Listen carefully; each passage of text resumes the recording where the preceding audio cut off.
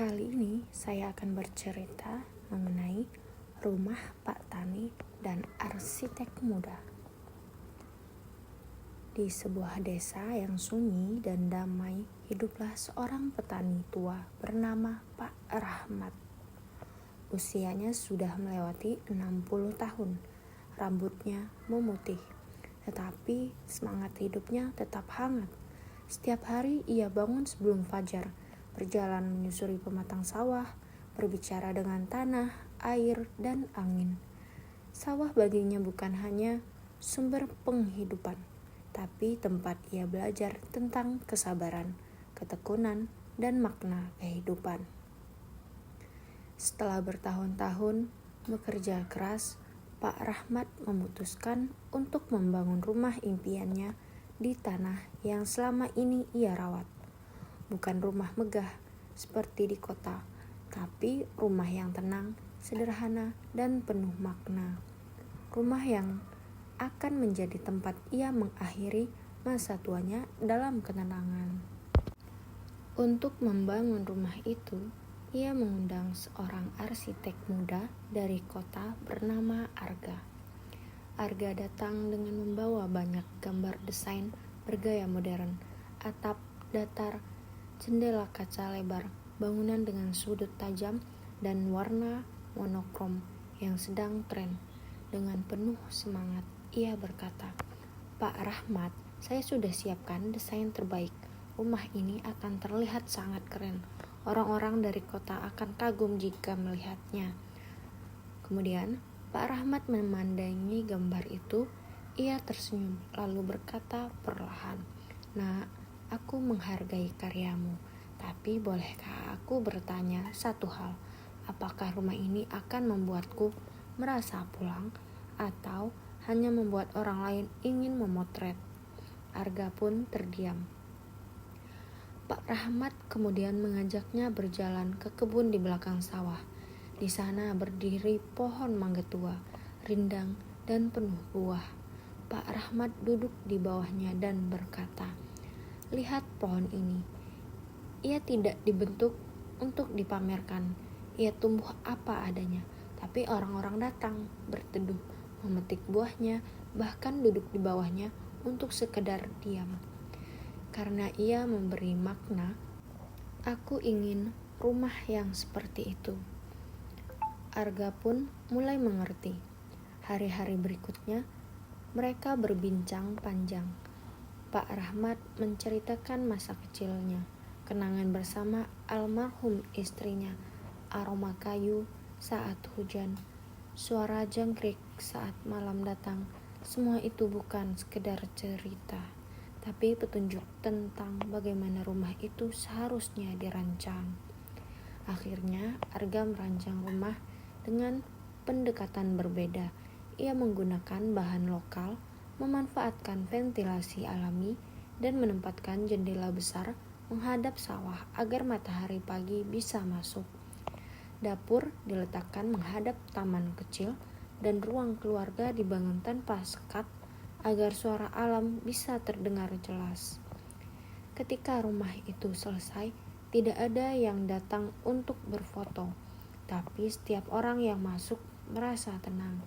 Tidak ada yang berdesak kagum karena kemewahan, tapi setiap tamu pulang dengan senyuman damai. Pak Rahmat berdiri di depan rumah barunya, menghirup udara pagi dan berkata, "Nak Arga, rumah ini bukan hanya bangunan dari batu dan kayu. Ini adalah doa yang menjadi nyata, tempat di mana hati bisa beristirahat, bukan hanya mata yang dimanjakan." Arga pun berubah, lalu mulai merancang rumah-rumah bukan dari ego atau tren, tapi dari hati dan cerita pemiliknya. Ia sadar rumah sejati bukan tentang kemegahan, tapi tentang makna. Sejak saat itu, setiap desain yang ia buat selalu diawali dengan satu pertanyaan. Apa yang ingin engkau rasakan saat pulang nanti? Kemudian ada pesan bijak yang sangat cocok, yaitu rumah bukan hanya tempat tinggal, ia adalah tempat jiwa kembali. tempat kenangan ditanam, dan tempat nilai hidup dihidupkan. Maka bangunlah rumah bukan dengan gengsi, tapi dengan hati.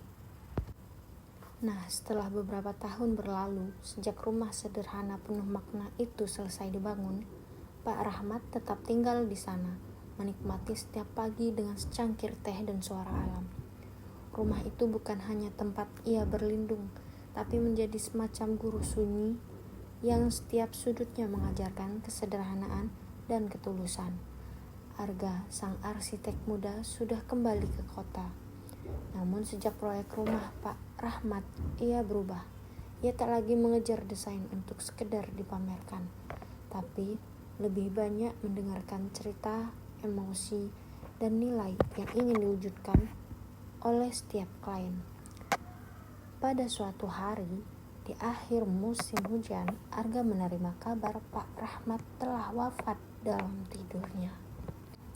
Di rumah yang ia cintai, Arga segera kembali ke desa itu. Saat tiba, suasana rumah begitu damai. Tak ada kemewahan, hanya karangan bunga sederhana dari tetangga. Dan para warga desa yang berkumpul dengan wajah tenang dan mata berkaca-kaca. Setelah pemakaman, Arga duduk di bangku kayu di bawah pohon mangga tua, tempat dulu Pak Rahmat sering bercerita. Di situ ia ditemui oleh seorang pria setengah baya, anak angkat Pak Rahmat yang datang dari kota. Ia menyerahkan sebuah surat yang ditulis tangan. Surat itu berbunyi, "Nah Arga, jika kau membaca surat ini, mungkin aku sudah pergi, tapi hidup adalah seperti rumah. Ia tak selalu abadi, tapi bisa meninggalkan bekas yang baik. Rumah ini aku titipkan padamu, bukan untuk kau miliki, tapi untuk kau jaga nilainya. Gunakanlah rumah ini sebagai tempat belajar bagi para arsitek muda, para pencari makna, para perancang masa depan. Biarlah mereka tahu bahwa membangun bukan hanya soal bentuk, tapi soal jiwa. Salam hangat, Pak Rahmat." Arga terdiam, matanya basah. Ia merasa kehilangan, namun sekaligus mendapatkan panggilan hidup baru. Maka ia putuskan, rumah itu tidak akan dijual, tidak akan diubah. Ia akan dijadikan tempat belajar. Beberapa bulan kemudian, rumah kecil Pak Rahmat berubah fungsi menjadi rumah makna. Sebuah ruang komunitas kecil bagi mahasiswa arsitektur, perancang interior, dan seniman yang ingin belajar tentang filosofi membangun dengan hati. Setiap bulan, Arga mengadakan diskusi, membagikan pengalamannya bersama Pak Rahmat.